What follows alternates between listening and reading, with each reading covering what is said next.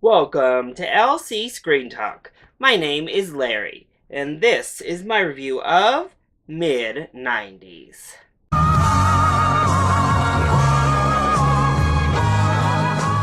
As a 90s baby, I was pretty ready to see what Jonah Hill had to offer in his debut behind the camera as both director and writer for the film. Now, right off the bat from the trailers, this was not the mid-90s that I personally experienced. So I was already a little bit skeptical, but definitely open. A24 usually provides something in their films that I can enjoy and cling on to. And I really enjoy films that represent communities or groups of people that often do get overlooked, whose stories aren't told as often. Plus, it's been a pretty solid year for actors making their directorial debuts. We had John Krasinski knock it out of the park. We had Bradley Cooper killing it. Now we have Jonah Hill. A lot of first-time directors this year in general that have done really, really good work. So does Jonah Hill live up to that high standard that his peers have set so far this year? This film wasn't for me, y'all. It just wasn't my cup of tea. But let's go ahead and kick off with the positives first. So I want to call out Jonah Hill himself for his directing, because I think the direction in this film was actually fantastic. It was really, really solid, really stylized, really authentic and real, but not cheap. He elevated all of the material through his directing and his voice. And I think that was definitely the strength of this film, was Jonah Hill's directing voice. The script was also solid. It was very natural, but it was in the directing where he shined. The screen ratio was a little strange though, especially seeing this on the big screen in the theater and having about half of the screen not being utilized was pretty odd and meh, but everything else about the directing was really, really spectacular. And it does make me excited to see Jonah Hill take more chances and do more work behind the camera. I also think the acting was really good in this film. All of these kids felt authentic and felt real. They felt like actual friends, and it just all felt real in the movie. Catherine Waterston is here. She also does very good. Lucas Hedges is here. He's very strong in the film. The acting is all very good.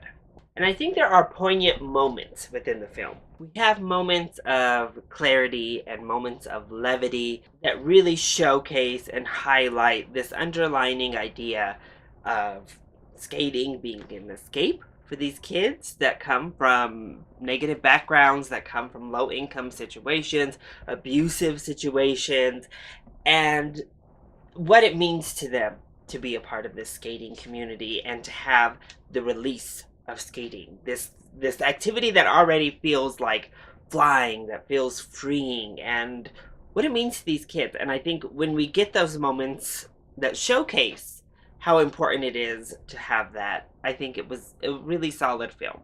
However, I just couldn't really get on board with the movie at large. First of all, I think I ran into this problem with Richard Linklater films pretty much time and time again. I have a hard time really connecting to and finding myself enjoying these hyper masculine viewpoint films that are just, there's not a drop of femininity in the film, and all of our females are depicted pretty terribly overall. Just such a hyper-masculine energy throughout the entire film.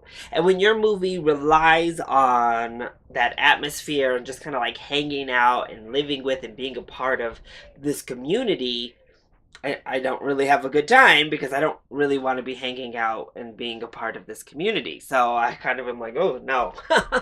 And that hypermasculinity leads to some problematic wording in the film. I understand this is mid-90s, it's a different time, it's supposed to be a different era, but it's like borderline misogynistic and homophobic. It just is what it is. I mean, the word fag and faggot is thrown around so much in this film.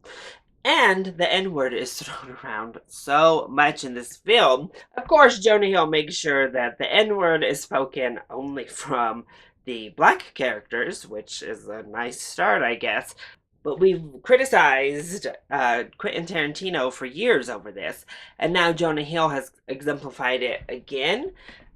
At what point does it begin to feel like that these white male directors are casting black people and writing black people into their movies so that they can have an excuse, like this weird cathartic outlet to say things they know is not socially acceptable for them to say. It felt very strange to me in this film to have it so prevalent, as well as the word faggot so prevalent, calling women bitches. Like, it just is so much. The onslaught of just like that energy being thrown at me was too much for me to really be like, okay, yeah, sure, straight, super masculine, insecure teenagers might call their friend a fag, but then when it repeats and it repeats, it's just like, okay, this is too much.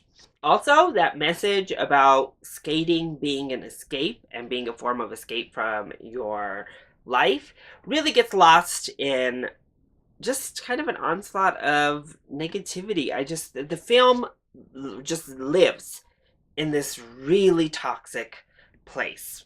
And again, I understand that unfortunately this is the reality of kids that of so many kids that come from abusive and poor backgrounds.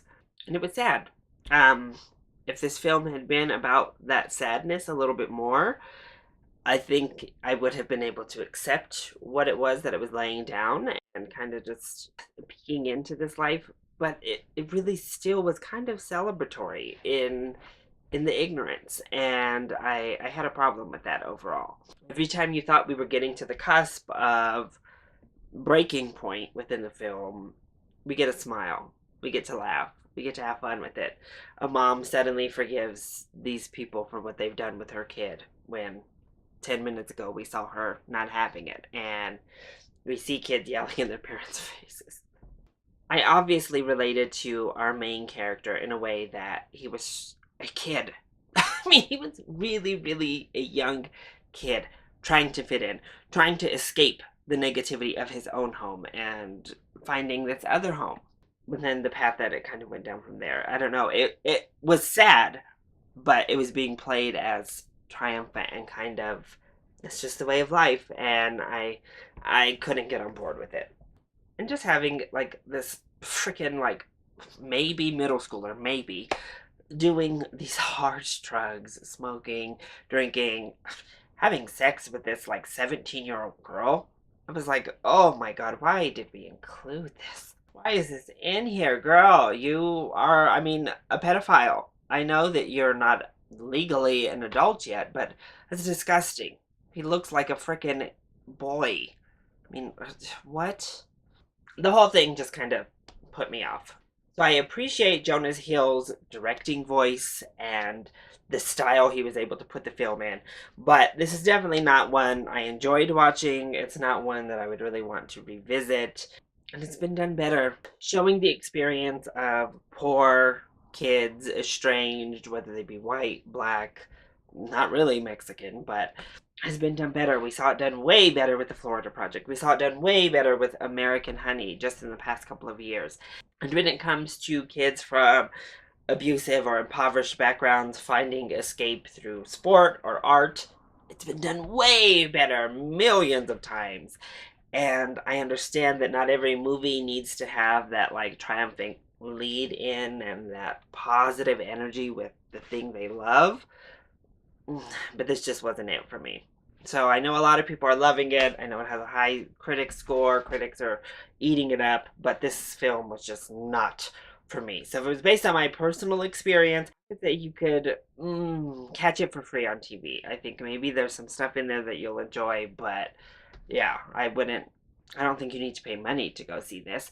And even from just a technical aspect, you don't need to see this in theaters because that film ratio is just so strange to watch on the big screen.